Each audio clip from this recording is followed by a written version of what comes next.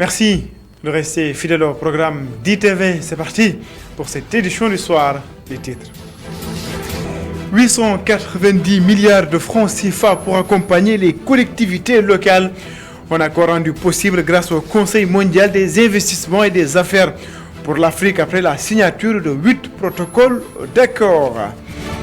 Des Sénégalais vivant en Turquie appellent à l'aide. Ces derniers n'en peuvent plus de l'acharnement des policiers. Beaucoup de ressortissants sénégalais sont arrêtés pour faute de carte de séjour. D'après le président de la Fédération des Sénégalais de Turquie, il interpelle le chef de l'État. La rubrique portrait du jour s'intéresse donc à la directrice générale de la TDS-SA, la télédiffusion du Sénégal. Passionnée de journalisme, Nafissatou Diouf s'est lancée en politique. Elle ne manque pas d'ambition. Voilà pour les titres. Le développement, c'est dans une poignée de secondes.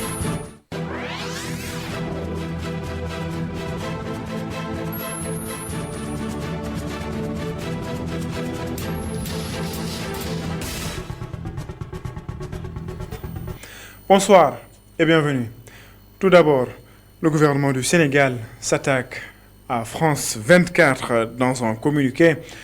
Le gouvernement dénonce la couverture tendancieuse de l'actualité politique par la chaîne du groupe France Média au Sénégal. Le gouvernement en veut d'ailleurs pour preuve le traitement de la sortie médiatique polémique du député de l'opposition et président du groupe parlementaire de Yewwi Askan Wi, Birame Souleye Diop.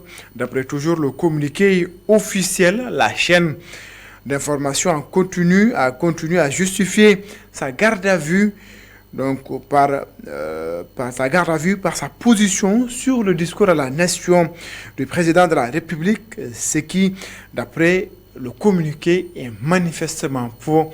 Le gouvernement invite d'ailleurs la chaîne France 24 à rétablir la vérité. Je vous propose de suivre les explications du ministre de la Communication et des Télécommunications, Moussa Bocar Thiam. Il est joint par Cheikh Diop. L'État du Sénégal, par ma voix, veille absolument au traitement de l'information dans notre pays. Et dans ce cadre, nous avons remarqué, comme tout le monde d'ailleurs, que le traitement de l'actualité nationale tel qu'il est relayé par la chaîne France 24 montre nécessairement des couvertures tendancieuses, suspicieuses même, et surtout ne traduisent pas du tout la réalité. Pour preuve, nous avons vu qu'il y a un député, Birame Souleye Diop, qui fait l'objet d'une garde à vue. Nous savons tous qu'il a été il est gardé à vue pour un motif bien simple, d'injures et de diffamation envers des chefs d'État, notamment du Sénégal et de la Côte d'Ivoire. Nous ne comprenons pas comment la chaîne France 24 peut mettre dans son bandeau sur la chaîne, pendant toute la journée du vendredi 7 juillet, que le motif de la garde à vue n'est autre que le doute que ce député aurait proféré sur le fait que le président de la République ne brigue pas un troisième mandat. Nous avons tous remarqué, lors de la couverture des événements du mois de juin 2023, qu'il y a eu des reportages sur France 24 qui n'avaient autre but que de décrédibiliser ou de discréditer la communication de la police nationale sénégalaise. Voilà ce qui motive que l'État du Sénégal fait ce qu'on appelle une admonestation paternelle en rappelant que les règles qui s'appliquent à la presse nationale s'imposent avec la même rigueur à la presse étrangère. Étant donné que cette couverture tendancieuse de l'actualité nationale au Sénégal n'a jamais fait l'objet d'une réprimande ou d'une mise en demeure de la part de l'État du Sénégal, ceci est le premier acte qui peut sonner comme un avertissement. Maintenant, l'actualité est devant nous. S'il y a de la récidive ou de la résistance ou une continuité dans ce traitement partisan de l'actualité nationale, je vous assure que l'État du Sénégal prendra toutes les mesures utiles. Signature de 8 protocoles d'accord entre les collectivités territoriales et les investisseurs pour un montant de 890 milliards de francs CFA. Donc, grâce au Conseil mondial des investissements et des affaires pour l'Afrique, le CMIA, c'est pour accompagner les collectivités locales dans cette dynamique des territoires économiques viables. Mamoudou Dian, Emma Falfal. Son Excellence Macky Sall. L'acte 3 de la décentralisation a décidé que les maires devraient maintenant construire des territoires économiquement viables, occasion pour les communes de montrer leurs opportunités, booster les richesses et attirer des investisseurs à travers des projets. Les communes devront d'abord élaborer des projets de développement économique, pas seulement des projets de voirie. Ici, il s'agit de créer de la valeur, il s'agit de créer de l'emploi. Alors, dans le cadre de Sandiara, nous avons effectivement travaillé depuis maintenant 1 an à créer des projets dans le sens du traitement des ordures, mais pas du traitement traditionnel, mais de la valorisation des ordures, justement en objets à haute valeur commerciale, en énergie, en pétrole, en gaz. Donc, c'est ce type de projet maintenant que ces communes nous apportent. Il s'agit d'un ou des projets socialement acceptables, économiquement viables, des projets respectant les normes de l'environnement. Dans ce cas, le Conseil mondial des investissements et des affaires pour l'Afrique s'engage à accompagner afin de trouver un investisseur. L'accompagnement va essentiellement aller dans le sens des investissements, mais nous avons préféré que les investissements, qu'on puisse aller vers les territoires au niveau local, parce qu'en fait, c'est là-bas où nous avons les problèmes sont exprimés au niveau local, au niveau des terroirs. Et les investissements, c'est des réponses pour régler ces problèmes-là. À partir de ce moment-là, ces investissements au niveau local, au niveau des territoires, pourraient aider en tout cas à apporter les solutions qu'il faut. Le bailleur de fonds, quant à lui, a un regard précis sur le projet qui lui est soumis. Il doit être fait conformément aux objectifs millénaires. Il y a 17 objectifs millénaires et il y a 169 sub-objectifs. Presque tous les besoins du monde sont dans ces 17 objectifs de millénaire. Pour nous, les Sénégal, c'est très important parce que ça deviendra notre showcase pour l'Afrique, pour le commencement de tous les projets qu'on fera dans toute l'Afrique. Dans ce temps de l'action et des investissements concrets, 8 protocoles d'accord sont signés entre des collectivités territoriales et des investisseurs pour un montant de 890 milliards de francs CFA. Le CEMIA lance un fonds d'investissement pour le développement durable des collectivités locales au Sénégal à hauteur de 3 000 milliards de francs CFA. Il faut prévoir des formations. Sortie de la 41e promotion de l'École nationale des sous-officiers d'actifs de Kaolack, NSOA, ils sont au nombre de 82. Le ministre des Forces armées invite les jeunes sous-officiers à s'inspirer de leurs parents. Le sergent chef El Hadj Boubacar Ba tombé au champ d'honneur le 24 janvier 2022 en Gambie. À Kaolack, nous retrouvons nos correspondants permanents sur place, Adamassar et Soumaï. Cette 41e promotion de l'École nationale des sous-officiers d'actifs de Kaolack compte 82 élèves sous-officiers. Parmi eux, 10 sont issus de pays amis. Il y a 92 qui ont été formés au départ et qui sont tombés à 82 parce qu'il y a les éléments de l'EASA après une année de formation qui rejoignent leur école. Il y a 82 élèves sous-officiers qui sont sortis aujourd'hui, dont 10 issus de pays amis. Les pays voisins, nous avons le Mali, la Gambie, la Guinée-Bissau, le Togo et le Cameroun. Ce sont les premiers cadres de l'armée. Donc c'est la cheville ouvrière. C'est sur ces gens-là qu'on compte pour asseoir le commandement. Donc c'est extrêmement important d'avoir ces gens-là au niveau des armées parce que c'est sur eux qu'on s'appuie pour faire l'ensemble des missions qui sont dévolues aux armées. Le ministre des Forces armées appelle ces jeunes sous-officiers à s'inspirer de leurs parrains, le sergent-chef El Hadj Boubacar Ba, tombé sur le champ d'honneur le 24 janvier 2022 en Gambie. Une cérémonie qui a vu la sortie de la 41e promotion, dont le parrain El Hadj Boubacar Ba, tombé sur le champ d'honneur en Gambie, et qui est une valeur sûre, militaire, une référence qui a été offerte à la promotion. Aux jeunes sergents, nous leur souhaitons une excellente carrière et un engagement sans faille avec les valeurs d'abnégation, de courage, d'opiniâtreté dont leur parrain a eu à faire preuve durant toutes les années où il a servi l'armée sénégalaise. Un beau défilé militaire a mis fin à cette cérémonie.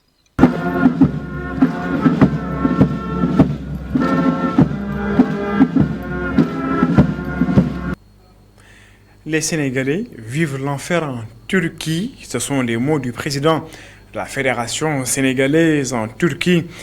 Il se plaint d'ailleurs de l'acharnement des policiers. Selon Pape Matar Sow, beaucoup de Sénégalais sont arrêtés faute de carte de séjour. Il pointe du doigt la responsabilité des autorités, interpelle le président de la République. Pape Matar Sow est le président de la Fédération sénégalaise en Turquie. Je propose d'ailleurs de l'écouter. Des policiers montent à bord des bus, dans les métros et parfois ils s'invitent dans les maisons des gens pour des contrôles de carte de séjour. C'est inacceptable et inadmissible. Hier, cela nous a profondément attristés de constater cette situation. C'est pourquoi nous avons décidé de nous lever et d'inviter l'État à prendre position sur cette question. Car comme on le dit, il vaut mieux prévenir que guérir. Les Sénégalais en Turquie ont décidé de descendre dans la rue, peu importe les conséquences que cela pourrait engendrer. Nous les en avons dissuadés afin de nous tourner vers les autorités pour qu'elles se saisissent de cette affaire. Actuellement, ces Sénégalais sont épuisés. Ils ne dorment plus paisiblement. Beaucoup ont perdu leur emploi et la situation est vraiment compliquée. Nous n'avons personne pour nous venir en aide. Nous souhaitons avoir un consul ici. Nous estimons que la mise en place d'un consulat pourrait résoudre bon nombre de nos problèmes. Aujourd'hui, plus de 75 Sénégalais sont incarcérés en Turquie. Nous ne savons même pas exactement où ils se trouvent. Récemment, on nous a informé qu'il y avait eu des bagarres dans un lieu de détention où se trouvaient des Sénégalais, provoquant même un incendie. Ce sont des risques auxquels sont confrontés les Sénégalais ici. Nous invitons donc l'État du Sénégal à nous aider dans ces situations vraiment difficiles que nous traversons.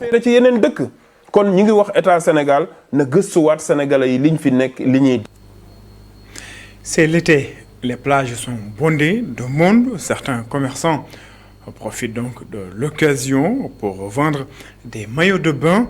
Les prix varient entre 8 000 et 12 000 francs CFA. Malgré la concurrence de la vente en ligne, ces commerçants résistent encore. Aïssatou Kane a fait un tour à la plage de Ngor et aux Almadies. Reportage. Sur ce lieu idéal pour les passionnés de mode estivale, les vendeurs ambulants de maillots de bain se montrent réticents. Sur leurs étals colorés sont vendus des maillots une pièce élégants, au bikini à la mode, en passant par les maillots 3 pièces pour tous les goûts et toutes les morphologies. Assise au bord de la mer, humant l'air salin et rafraîchissant, cette femme a fait le choix de se baigner en petite robe batik. J'ai fait le choix de porter une petite robe d'art. Ce n'est pas si court que ça. Et ça coûte environ 2000 à 2500. Venue avec sa famille, Ndaïsek constate que les maillots 3 pièces sont en vogue cet été. Les femmes qui viennent avec leur mari préfèrent mettre des 3 pièces ou mettre un foulard. Les jeunes portent ça aussi, ou des 2 pièces. Atmosphère calme, l'ambiance est différente à la pointe des Almadies. Malgré sa collection, Maguette a du mal à écouler ses maillots. 8 000 commencé jusqu'à 2500. Ça varie entre 8 000 à 12 500. En tout cas, je n'arrive pas à écouler les maillots. Ça peut être à cause de la fête de la Tabaski ou les ventes en ligne, car les clients préfèrent ne pas se déplacer. En bikini, short ou en petite robe décontractée, les dames ont de larges choix pour satisfaire leur envie de détente, de style et de plaisir estival. Aïssatou Kane, fin de mission pour Philippe Lalliot, ambassadeur de France au Sénégal. Après 4 ans de service, l'ambassadeur garde en tête les bons souvenirs. Le pays de la Teranga, Philippe Lalliot, promet également de garder intactes les relations entre la France et le Sénégal. Khadija Diouf. Fin de mission pour Philippe Lalliot, ambassadeur de France au Sénégal depuis 4 ans. Un déjeuner d'au revoir a été organisé, un moment de partage et de témoignage. Quelques jours, dans quelques semaines je crois, il ne sera plus présent sur notre territoire en tant qu'ambassadeur de France. Mais qu'il a toutes les raisons et toutes les occasions pour revenir dans ce pays. qui a beaucoup de respect pour lui. L'ambassadeur Lalliot aura rempli sa mission au Sénégal dans la continuité d'une longue tradition qui fait rayonner la diplomatie française à travers le monde dans une posture d'écoute, d'ouverture et d'attention aux autres, qui a su faire l'unanimité autour de lui, de mon point de vue. Un départ qui suscite un pincement au cœur chez l'ambassadeur. Qui est de sentiments très mélangés, pour dire les choses d'une expression un peu lapidaire. Déjà une certaine nostalgie, pour ne pas dire une certaine tristesse. On se retourne sur les 4 années qui se sont écoulées, mais en même temps un sentiment réconfortant d'être entouré d'amis qui accompagnent pour passer ces moments un peu difficiles. Pour ne rien vous cacher, juste avant de prendre la parole, j'ai reçu un message d'Air France. J'aime beaucoup Air France, mais il n'arrête pas de me rappeler que je dois prendre l'avion le 29 juillet. C'est assez désagréable au bout du compte. Et donc, en effet, non pas le 24, d'ailleurs, mais le 29 juillet, le 25 pour le 11, nous quitterons le Sénégal. Ça ne sera pas un départ définitif, bien sûr, ça sera la fin de mes fonctions ici, d'ambassadeur de France. Des souvenirs, mais aussi des bons moments de son parcours. Ces 4 années, vous vous en souvenez, ont été marquées par certains moments douloureux. Le Covid, je me souviens, a duré 2 ans. J'ai pour coutume de dire que c'était une période difficile, douloureuse pour certains, mais en fait moins douloureuse ici que dans beaucoup d'autres pays du monde. Et ça grâce à certaines décisions prises par le gouvernement sénégalais et le président Macky Sall qui ont préservé beaucoup de ce pays. Moi, je me souviens encore de la finale de la CAN ici. Il se trouve que j'étais à Podor ce jour-là avec Laurence. Et ça a été un souvenir absolument inoubliable. De même qu'il l'a été ici, j'en suis sûr. J'ai le souvenir de ces millions de personnes qui convergeaient vers le plateau, la présidence de la République, pour célébrer cette belle équipe de football. On devrait dire ces belles équipes de football sénégalaises. Pour couronner le tout, un bel hommage a été rendu à Philippe Lalliot.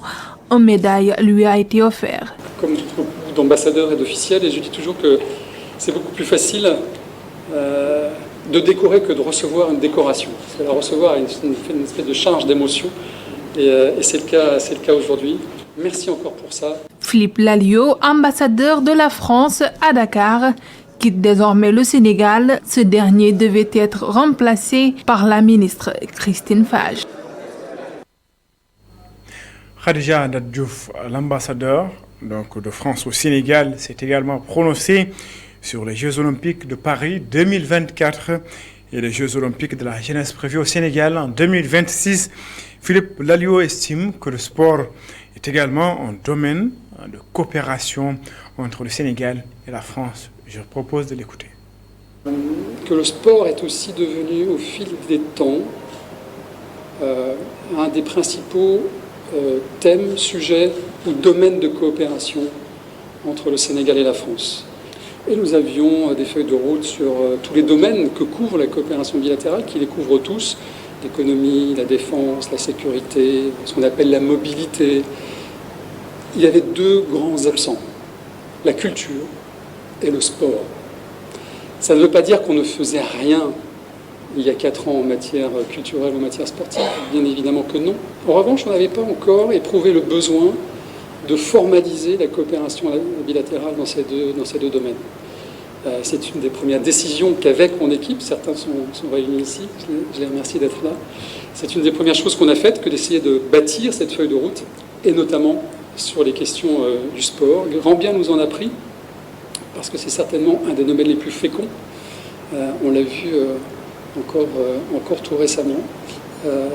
Et en plus, nous bénéficions par une espèce d'alignement improbable des planètes de ce qu'on appelle aujourd'hui le continuum olympique, c'est-à-dire le fait que nous aurons les Jeux olympiques et paralympiques à Paris en 2024 et les Jeux olympiques de la jeunesse ici à Dakar en 2026. Mais ça va être un grand moment, ces Jeux olympiques de la jeunesse, premier événement olympique en Afrique, dont je ne doute pas qu'il soit annonciateur d'autres grands événements sportifs à portée internationale et mondiale.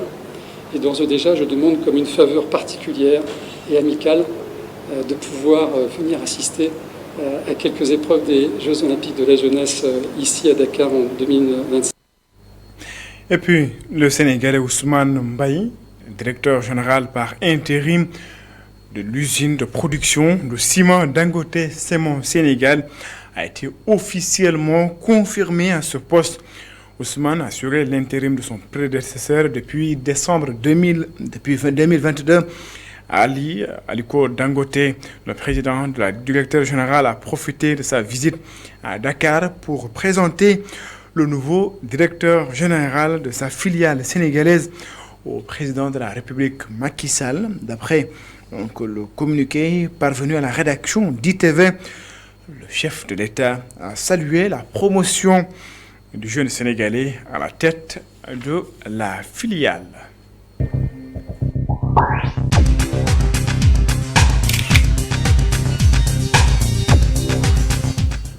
Vous l'avez compris, place à présent à la rubrique Portrait du jour. La rubrique d'ailleurs Portrait du jour s'intéresse à une femme passionnée de journalisme qui s'est retrouvée dans la politique, titulaire d'un doctorat en littérature française, enseignant-chercheur, consultante, Dr Nafissatou Diouf a gravi les échelons pour se hisser au sommet à la tête de la TDS, Télédiffusion du Sénégal. Depuis janvier, elle ne manque pas d'ambition. Elle a dit à Mamser Babou et Sidignan. Teint noir, très élancé, elle incarne la beauté de la femme africaine. Journaliste chevronnée, Nafissatou Diouf a bâti le socle de sa carrière à Sud FM et à la radio-télévision sénégalaise. Journaliste, enseignant-chercheur, consultante, elle ne s'est jamais fixée de limite. J'ai pu aussi, grâce à la coopération entre la RTS et TV5 Monde, pu faire 6 mois à TV5 où je présentais le journal de l'Afrique à l'université, d'abord à l'université Cheikh Anta Diop de Dakar où j'ai été chargée d'études et puis à l'université numérique Cheikh Hamidou Kane, ex-université virtuelle du Sénégal, que j'ai intégrée en 2016 où j'ai occupé tour à tour les fonctions de responsable de la formation licence en communication digitale. Et puis après, où je suis la responsable du master en multimédia communication digitale.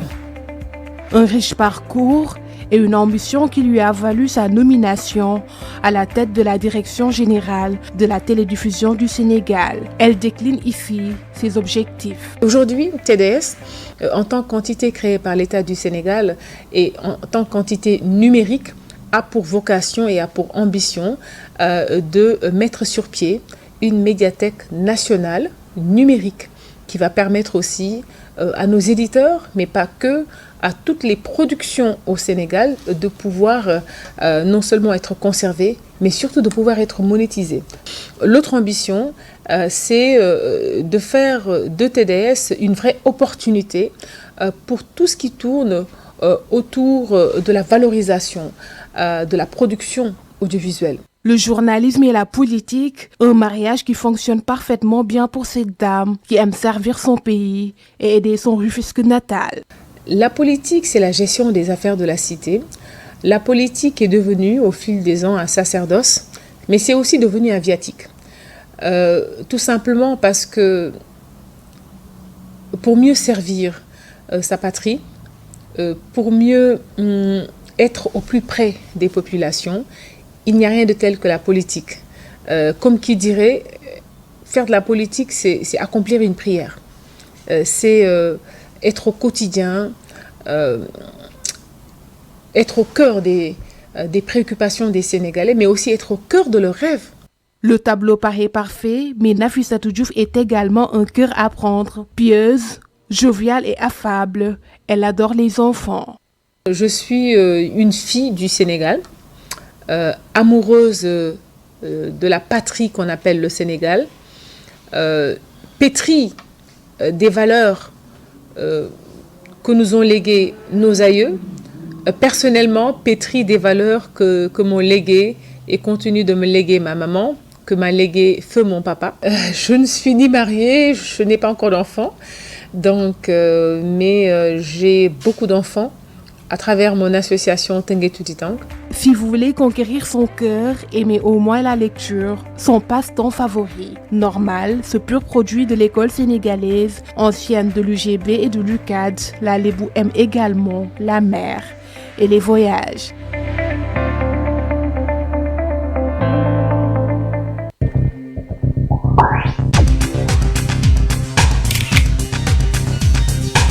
Mme Seydou Babou, merci. C'est la fin de cette édition. Merci de l'avoir suivi. Excellente suite de programmes sur les antennes d'ITV.